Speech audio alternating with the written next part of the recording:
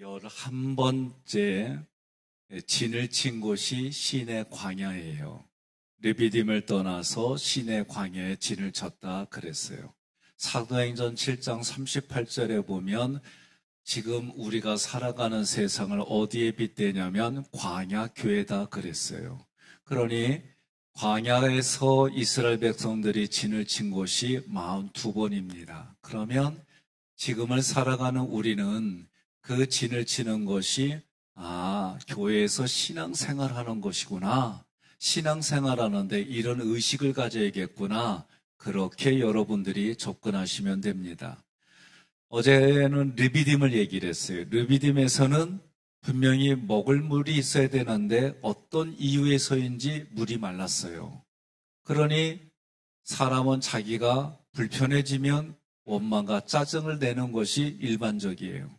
하나님은 그렇게 원망과 불평을 하는 이스라엘 백성들에게 목마름을 해결해 줍니다. 어떻게 해결해 주느냐? 반석을 쳐서 거기서 물이 나오게 해요. 그 물은 생명수이신 예수님이에요. 예수님을 주심으로 원망과 불평이 사라졌단 말이에요. 역으로 말하면 내가 지금 원망과 불평을 한다는 얘기는 뭐예요? 예수님과 함께하지 않는다는 거예요. 옆에 분에게 인사하겠습니다. 어떤 상황이 돼도 예수님과 함께하는 당신을 존경합니다.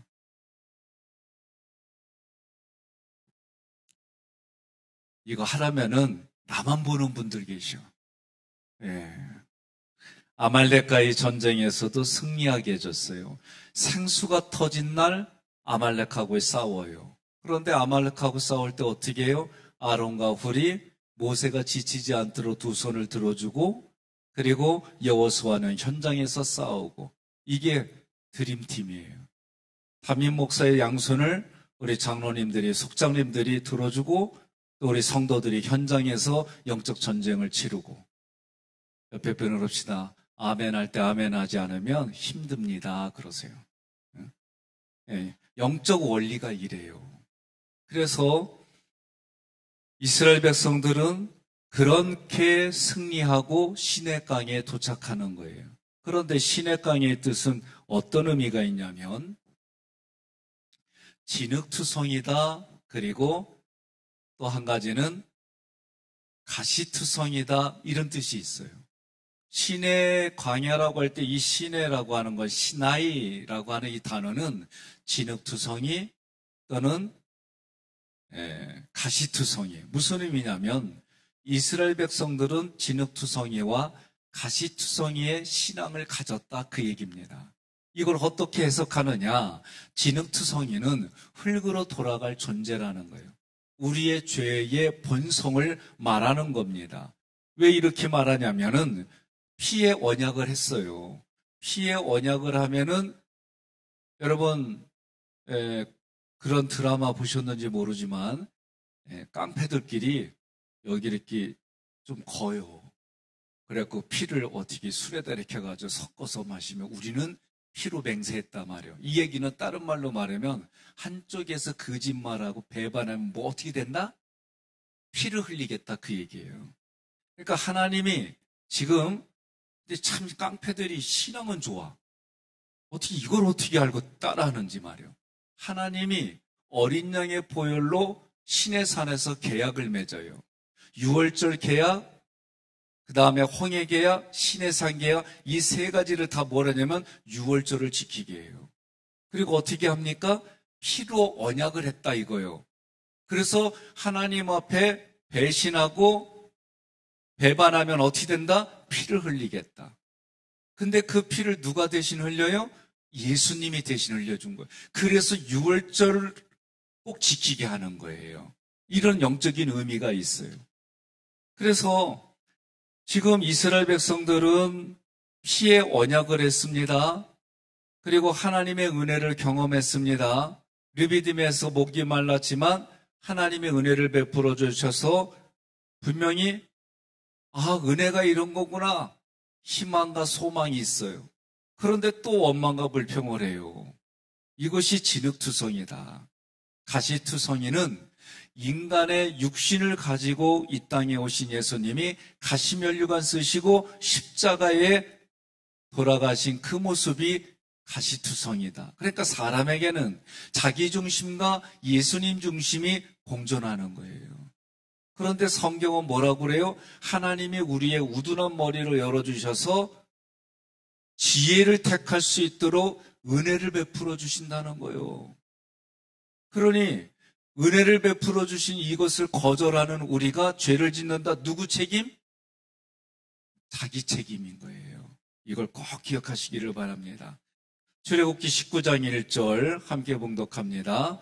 이스라엘 자손이 애굽 땅을 떠난 지 3개월이 되던 날 그들이 시내 광야에 이르니라. 아멘. 시내 광야는 분명히 11차로 진 장소예요. 애굽에서 출발한 지 2개월 만에 출애굽 원년 3월 1일에 시내산에 도착합니다. 이듬해 1년 지나서 2월 2일 20일까지 1년간 시내산에 머물렀어요. 그럼 시내산에서 세 가지를 기억하세요. 첫째는 율법을 주셨습니다. 율법을 주신 날은 어린 양의 보혈의 피를 바른 지 50일째 다는 날 율법을 받았어요. 신약은 예수님이 돌아가신 지 50일째 되는 날 성령을 받았어요. 현상이 똑같은데 결과는 다릅니다. 자, 두 번째는 성막의 제도를 주셨어요. 그래서 성막은 어떻게 하기로 했어요? 성막은 하나님이 보여주시는 식양대로 모세에 의해서 지어졌어요. 세 번째는 분대를 계수했어요. 이게 1차입니다. 시내산에는 이 세 가지를 한 거예요. 그러면 이 세 가지는 한마디로 뭐냐? 하나님의 백성이 이 땅을 어떻게 살아야 될지를 가르쳐 주셨어요. 율법도 주셨지만 율법은 뭐예요? 율법의 잣대로 우리를 대보니까 거울 보듯이 자기 자신을 보니까 아, 나는 죄인이구나. 율법의 잣대로 나는 죄인인 걸 알았어요. 율법의 잣대로 내가 죄인인 걸 알아서 어떻게 해요? 율법으로 죽는 거예요. 그래서 오늘 말씀에 시내산에서 어떤 일이 일어나요? 모세가 하나님으로부터 율법을 받을 때에 아니 며칠 기다려도 안 오니까 이스라엘 백성이 어떻게 해요? 아론을 두수셔가지고 금송아지 만들잖아요. 그리고 금송아지 만들고 뭐라고 그래요? 여기까지 인도하신 하나님이다. 말도 안 되는 얘기를 하고 그 금송아지에게 예배드리고 헌물을 드리고 헌금을 드리고 자기 나름대로 경외감을 가지고 그렇게 했어요. 그때 모세가 내려서 어떻게 해요? 율법으로 3,000명이 죽었어요. 그런데 오순절날은 어떻게 됐어요? 하나님의 성령이 오고 나서 베드로가 성령에 충만해서 설교하니까 3,000명이 살았어요. 뭔 얘기를 하느냐? 율법으로는 사람이 죽을 수밖에 없는 거예요. 그러니 우리가 성경의 말씀은 율법의 잣대로 사람들에게 얘기하면 죽이는 것밖에 안 되는 거예요. 살리는 걸 해야 되는 거예요. 살려야 되는 거예요. 옆에 분에게 또 인사하겠습니다. 당신 때문에 살아났습니다. 그러니까 시내산에서 중요한 건 율법과 뭐를 같이 동시에 주셨어요? 성막을 동시에 주셨어요. 이게 우리에게 시사하는 바가 너무 큰 거예요. 하나님이 분명히 율법의 말씀을 주고 성막을 하나님이 보여주신 대로 모세가 그 보여주신 대로 성막을 짓기 시작하는 거예요. 오늘 우리는 너무 율법 얘기만 해요. 이 두 가지가 있음을 알아야 돼요. 그래서 하나님의 백성이 이 땅을 어떻게 살아야 되느냐? 그래서 율법하고 성막을 같이 주신 거예요. 율법은 정죄를 해요. 성막은 용서와 은혜를 베풀어 주시는 거예요. 인간은 연약해요. 죄를 안 지을 수가 없어요. 제가 이런 부분에서 고민하다가 제 고백이 어떻게 됐느냐. 그전에는 내가 먼저 죽으면 저 자식은 어떻게 해요? 나 못 죽어요. 나 진짜 그랬어요. 하나님 앞에. 지금은 하나님, 나 하나님의 일 열심히 멋있게 확실하게 하다 갈 테니까 나 빨리 천국에 보내주세요. 죄송해요. 진짜 제 고백이에요. 아내가 농담 삼아 어려운 일이 있어? 아니에요. 어려운 일들을 겪다 보고 내 자신을 보니까 나는 죄를 지을 수밖에 없는 존재구나. 그러니 매 시간 매일 하나님의 은혜가 아니고서는 내가 살아갈 수 없는 존재구나. 조금만 하나님과의 관계에서 다른 생각하면 생각으로 내가 언행으로 죄 짓고 살아갈 수밖에 없는 게 내 모습이구나. 그러니 사도 바울이 뭐라고 그래요? 오라 이 공고한 이 땅에서 나는 티끌과 같고 재와 같고 흙과 같은 존재인데 하나님이 나에게 은혜를 베풀어 주셨으니 내가 그 말씀을 전하지 않고서는 견딜 수가 없구나. 이게 저는 막 마음으로 와닿는 거예요. 여러분, 아무리 내가 신념을 가지고 사랑하고 애쓰고 하더라도요, 내 힘이 붙이면, 나의 힘에 붙이면 사람은요, 뭘 할 수 없다는 것이 오면은요, 얼마나 이 무기력한 자기 존재를 보면 나는 아무것도 아닌 거라는 것을 깨닫기 시작해요. 그럼 어떻게 해요? 하나님이 함께하는 그 나라가 얼마나 소망 중에 우리가 소망을 가지고 살아야 될지 깨달아지는 거예요. 죄를 범한 인간에게 율법의 잣대는 사망이 사망. 나는 죽을 수밖에 없는 존재라는 거예요. 그 율법의 잣대로 재면 아무도 살아날 자가 없어요. 그래서 우리에게 성막인 교회를 주신 거예요. 그래서 에베소서의 핵심이 뭐예요? 하나님께 있는 충만이 교회에게로, 교회에게 있는 충만이 교회에게로, 교회에 있는 충만이 모든 만물에게로. 이게 하나님의 약속이에요. 그러면 교회가 실제로 그런 역할을 감당할 수 있는 그런 하나님의 군대가 되고 왕같은 제사장이 되고 레인으로 이 땅을 살아가고 이런 모습이 우리 모습이 되는데 많은 분들이 적당하게 대충 익명으로 그렇게 살기를 원해요. 이유는 간단해요. 내 마음속 깊은 곳에 그게 자리 잡지 않았기 때문에 그런 거예요. 성막인 교회를 주셔서 그곳에서 하나님의 용서를 구하고 용서를 받게 하셨어요. 하나님은 우리에게 율법과 복음을 같이 주셨습니다. 성막은 예수 그리스도를 예표하는 거예요. 그래서 예수가 자기의 피를 흘려서 직접 세운 게 교회고, 구약은 하나님이 모세에게 보여주셔서 성막을 세웠고, 신약은 예수가 직접 세웠어요. 그런데 그 예수가 머리고 우리는 그분의 지체예요. 몸이에요. 이렇게 가르쳐 주셨어요.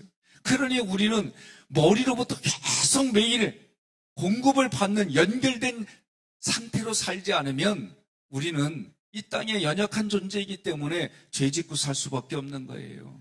율법의 효력은 언제부터느냐? 어린 양의 피를 뿌린 그때부터 시작되는 거예요. 그래서 율법을 어길 때는 예수님의 피가 아니면 죄를 갚을 수가 없어요. 왜? 피의 언약이기 때문에 그래요. 출애굽기 24장 3절 8절 함께 봉독합니다. 모세가 와서 여호와의 모든 말씀과 그의 모든 율례를 백성에게 전하매 그들이 한 소리로 응답하여 이르되 여호와께서 말씀하신 모든 것을 우리가 준행하리이다. 모세가 그 피를 가지고 백성에게 뿌리며 이르되 이는 여호와께서 이 모든 말씀에 대하여 너희와 세우신 언약의 피니라. 아멘. 이 언약이 뭐요? 피의 언약인 거예요. 그런데 히브리서에서는 이거를 좀 더 구체적으로 얘기합니다. 9장 19절 함께 봉독합니다. 모세가 율법대로 모든 계명을 온 백성에게 말한 후에 송아지와 염소의 피에 물과 붉은 양털과 우슬을 취하여 그 두루마리에 온 백성에게 뿌리매. 아멘. 그러니까 성경에 말씀하고 이스라엘 백성에게 피를 뿌렸다는 얘기는 뭐예요? 피로써 언약을 맺었다. 그러니 언약을 맺은 백성들이 뭐예요? 죄를 범하면 피를 낼 수밖에 없는 거예요. 그 피를 낼 수밖에 없는데 내 피를 내면은 죽는 거예요. 그런데 내 대신 누가 피를 뿌려요? 예수가 피를 뿌린 거예요. 그런데 예수가 피를 뿌려서 세운 교회예요, 교회. 그러니 이 교회는 어떤 거예요? 모든 만물에게 살려내는 일을 하는 것이 교회의 역할인 거예요. 여러분과 제가 가는 곳마다 사람이 살아나는 것이 그게 교회예요. 그게 전도고 그게 선교인 거예요. 믿으면 아멘 하시기를 바랍니다. 하나님은 이스라엘 백성들과 언약을 맺은 후에 모세가 시내산에서 성막과 제사장과 안식일에 관한 율법을 받습니다. 나의 죄를 속죄하려고 하나님이 주시는 배려예요. 그게 뭐냐? 예배요, 예배. 하나님이 나를 살려주시고 나의 힘과 소망을 주신 게 뭐냐? 그게 예배요, 예배. 그러니 여러분, 예배는 뭘 걸고 살아야 되는 거예요? 목숨 걸고 지켜야 되고 목숨 걸고 살아야 되는 거예요. 믿으면 아멘 하시기를 바랍니다.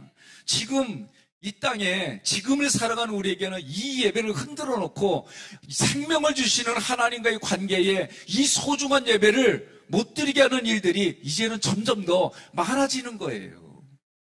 우리는 어떻게 해요? 따라합시다. 죽어도 교회에서 죽고 죽어도 교회에서 살고.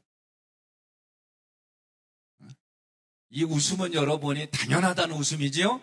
저도 그렇게 받아들입니다. 아멘입니다.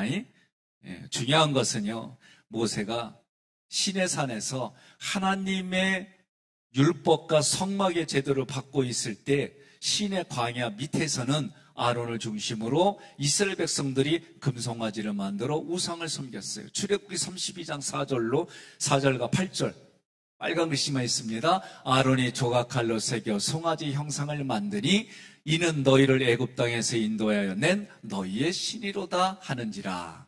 송아지를 부어 만들고 그것을 예배하며 그것에게 제물을 드리며 너희를 애굽 땅에서 인도해 낸 너희 신이라. 아멘. 내가 만들어 놓은데 하나님이래. 말도 안 되는 거예요. 사람이 만들어내는 것은 그건 하나님이 아니에요. 그래서 어떤 형상으로도 만들지 말라 하나님이 말씀해 주신 거예요.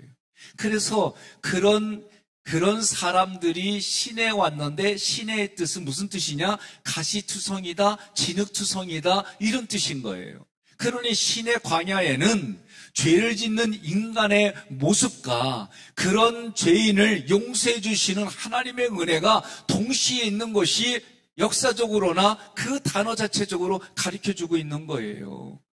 이들에게 하나님이 어떻게 해요? 어린 양으로 피의 언약을 맺는 거예요. 그러니 여러분들이 성경을 볼 때 시내산계야, 홍해계야, 유월절은 우리가 많이 들었죠. 홍해는 뭐예요? 다시 말하면 세례예요, 세례. 여러분들이 우리 교회 와가지고 예수 믿기 처음 때 세례 받을 때 출애굽기의 말씀으로 성부 하나님, 성자 하나님, 성령 하나님으로 세례를 주노라 아멘 할 때 첫 것을 드립니다. 죄 짓지 않겠습니다. 주님의 음성만 듣고 살아가. 이게 세례의 목적이에요. 그 얘기가 뭐예요? 피의 언약을 맺는 거예요. 피의 언약. 내가 정말 죄 지으면 내가 피를 흘리겠습니다. 내 목숨 내놓겠습니다. 그런 의미인 거예요. 그런데 우리는 신앙생활을 피 흘리기까지 죄와 싸우지 않는단 말이에요. 그러니 여러분, 우리의 신앙생활을 이 사순절 기간 때 불러엎으시기를 주님의 이름으로 축원합니다. 그런 마음으로 하고도 우리가 내 힘으로는 안 되는 거예요. 그래서 어떻게 해요? 예수님 안에 거해야 되는 거예요. 예수님 안에. 예수님 안에 거해야만 이기게 해주시는 줄 믿으시기를 바랍니다. 이것이 하나님 우리에게 약속한 거예요. 그런 신에서 언약을 한마디로 말하면 뭐라냐? 나를 성인으로 대우해 주는 거예요. 유월절 계약은 어린애. 홍해 계약은 조금 청소년으로 보는 거예요. 그러나 시내산 계획은 나를 완전한 성인으로 보는 거예요. 그러니 완전한 성인으로서 진배치가 끝나고 나고 여기서 시내산에서 진배치가 끝나는 거예요. 우리가 출애굽 공부하면서 진배치 그리고 출정할 때 이거 다 구조 봤잖아요. 여러분, 그러니 성경을 우리가 연구하고 읽으면 읽을수록 우리가 허투루 살아갈 수가 없는 거예요. 그런데도 세상에 살아가면 어떻게 해요? 물결에 흔들리는, 파도에 흔들리는 표류하는 인생이 대다수예요. 그걸 어디서 붙잡고 어디서 다시 회복하고 어디서 제쳐? 교회밖에 없어요, 여러분. 예수 그리스도를 말하는 데는 교회밖에 없어요. 아무리 세상의 가치관과 세상에서 그 시대에 흐르는 진리, 이것이 진리라고 해도 세월이 흘러가면 또 바뀌어요. 서해 피격사건 바뀌잖아요. 또 바뀔 거예요, 정권이 바뀌면. 정권 바뀌면 3.1절에 대해서 나 진짜 마음에 안 들어. 미래를 향해서 나가는 거 어느 정도 수용을 하는데 아주 되어지는 거 보면은 나는 이 정권 저 정권 아주 그리워. 또 이 얘기하면 또 국민의힘에 있는 분들이 나한테 뭐라 그럴까 더 난 여기까지만 할게요. 저도 내가 얘기했잖아. 나 3.1절에 대해서 이뤄갈 때마다 난 일본 민족이 가장 싫었어요. 왜? 역사인식을 해보니까 그리고 그때 그걸 해결하지 못하고 이 나라의 정권이 그 사람들이 그렇게 왔잖아요. 그리고 반공 이데올로기를 엮어갖고 지금까지 하잖아요. 이런 거 보게 되면은 유럽에는 적군에게 도와줬으면 다 정리했어요. 그렇기 때문에 역사를 보게 되면 아쉽기도 하고, 그러면 이 나라 이 백성에게 죄졌잖아요. 그러면 정말 잘해야 되잖아요. 그런데 왜 자기 정권만을 얘고, 그리고 나중에 다 살펴보면은 다 뒤로 게이트 만들어내고, 안 걸리려고 전문 변호사들 쓰고. 아유, 오늘은 이런 얘기 하는 게 아니에요. 여러분, 저는 이런 얘기 못할 줄 알아서 안 하는 건 아니에요. 교회는 오직 예수 그리스도만을 이야기하고 예수님께만 소망이 있고 나에게는 그리스도이고 이것만이 살 길이기 때문에 이 얘기하는 줄 믿으시기를 바랍니다. 하나님께서 모세에게 율법과 성막의 식양을 주실 때에 한편에서는 우상을 숭배했어요. 이게 우리 본성이에요. 그래서 신의 산은 진흙투성이고 가시투성이다, 이 의미를 말씀해 주시는 거예요. 영적 지도자가 신의 산에서 40일 동안 금식을 기도하면서 말씀과 성막을 받고 있을 때 이스라엘 백성들은 믿지를 못했어요. 모세가 죽었다고 생각했어요. 금송아지를 만들었어요. 그것을 자기를 여기까지 우리를 이끌어낸 하나님이다라고 고백하게 했어요. 그때 하나님 뭐라고 그래? 출애굽기 32장 9절 함께 봉독합니다. 여호와께서 또 모세에게 이르시되 내가 이 백성을 보니 목이 뻣뻣한 백성이로다. 목이 뻣뻣하다, 이거는 완고하다라는 뜻인 거예요. 하나님 앞에 완고한 거예요. 왜 그렇습니까? 430년 동안 종살이를 했어요. 그리고 나올 때는 어떻게 했어요? 하나님을 찬양하고 모세를 찬양했어요. 조금만 불편해지면 불순종하고 원망하고 불평했어요. 그게 교만한 거예요. 그래서 목이 뻣뻣하다고 한 거예요. 40년 동안 훈련을 받았어요. 말도 함부로 했어요. 예수님 죽일 때도 함부로 했어요.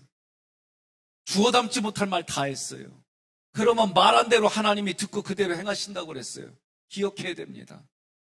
말 함부로 해서는 안 되는 거예요. 좋을 때는 모든 거 다 쏟아놓고 조금만 불편하면은 쏟아놓은 말을 기억도 안 하고 함부로 말하고, 그리고 얘기합니다. 나는 뒤끝 없어. 다 죽여놓고 무슨 뒤끝 없어요. 여러분, 예수 믿는다고 하는 건 그런 모습 아니에요. 예수 믿는다고 하는 것은 성경이 말하는 그 어근과 그리고 그 속 의도를 알면은 우리가 언행을 함부로 할 수가 없는 거예요. 그러니 우리가 예수 믿는다고 하는 것이 얼마나 6월절로 구원받았으면 홍해바다를 지면 내 육체는 죽었습니다. 내 마음은 죽었습니다. 세례라고 하는 건 자기를 죽이는 부인하고, 그리고 나서 신의 산에서 정말 하나님의 말씀이 부어지니까 어른으로서 정말 살겠습니다. 그 얘기예요. 여러분과 제가 예수 믿는다는 얘기는 내가 정말 성인이 되고 영적인 부모가 돼서 살겠습니다.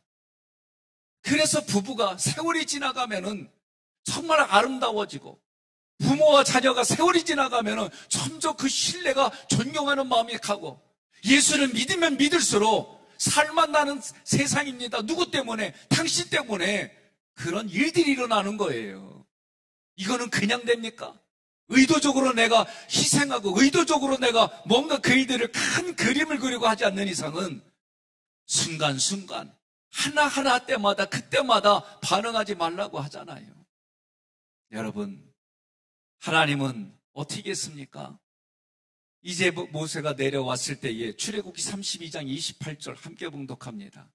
레위 자손이 모세의 말대로 행하며 이날의 백성 중에 3,000명가량이 죽임을 당하니라. 아멘. 우상을 숭배했어요. 하나님의 잣대 율법을 가지고 왔어요. 어떻게 했어요? 어떻게 했어요? 줄을 선 딱 걷어요. 그리고 레인들이 3,000명을 죽였는데 하나님은 그걸 뭐라고 그래요? 헌신이라고 그랬어요. 인생의 누르는 어떻게 자기 부모 형제 우상을 믿었다고 죽일 수가 있느냐고 이러지만 하나님은 헌신이라고 돼 있어요. 그리고 모세는 그 하나님께 받은 율법을 깨트려요. 율법은 깨질 거예요. 두 번째로 받은 그 돌파는 여러분 하나님의 우리에게 주신 은혜가 뭔지를 깨닫는 거예요. 그래서 마지막 왕으로 오신 예수가 우리에게 소망이고 재림주로 오시는 그 예수가 소망이에요. 요새 공영방송에서 정명석 씨에 대해서 3번 지금 공영방송했어요. 말도 안 되는 일들이에요. 자기가 하나님이라고 그러고 함부로 하고 거기만 그런 게 아니에요. 지금 이단을 특별하게 다루는데 좋아한다고만 볼 수 없어요. 일반 사람들에게는 똑같이 교회가 저 모습이구나. 교회도 죽어가는 거예요. 저는 그거 볼 때마다 그전에는 옳고 그름으로만 봤어요. 신천지 옳고 그름만 봤어요. 그것 때문에 일반 사람들은 교회가 점점 나쁜 이미지를 가져서 점점 예수 믿고 교회에 신앙생활한 사람들이 줄어들게 만드는 그런 역할이에요, 이게. 저는 답답해요. 하나님 어찌하오리까?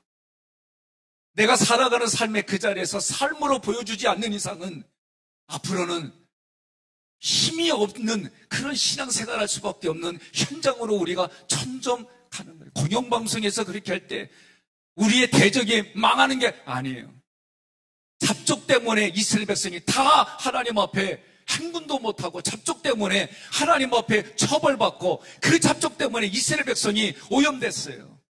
오늘 우리도 마찬가지예요. 하나님 앞에 깨어있어서 기도하시고 가정에서 여러분들이 천국을 만들어 가시고 내가 가는 기업가, 내가 직장생활하는 곳가, 내가 학교에서 신앙생활하는 곳가, 내가 있는 그곳에 하나님으로부터 은혜를 부어서 하나님이 은혜를 부어주시는 그 은혜를 가지고 내가 오늘 살아가지 않으면 안 되는 그런 시대에 살아가고 있어요. 점점 세상은 힘들어져 갑니다. 당연합니다. 그러나 하나님의 은혜를 베풀 자에게는 마음에 세상에서 감당지 못하는 평강이 있는 줄 믿으시기를 바랍니다. 오늘도 여러분들이 일어나셔서 말씀으로, 신앙으로, 예배로, 하나님 앞에 드려지는 기도로, 찬양으로 여러분 헌신의 자리에서 승리하시기를 주님의 이름으로 권면하며 축복합니다.